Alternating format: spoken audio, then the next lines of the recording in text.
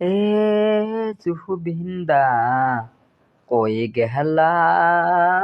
রে জুবিন্দা আর না হাসিবা এই না জগতে তোমার মুখের পরানা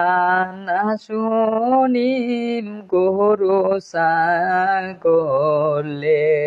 কথা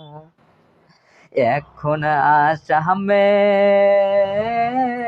হবে রে গরু ছাগলের উৎপাদন কে দিবে সুরক্ষা রে জুবিন্দা তুমি কই গেলা রে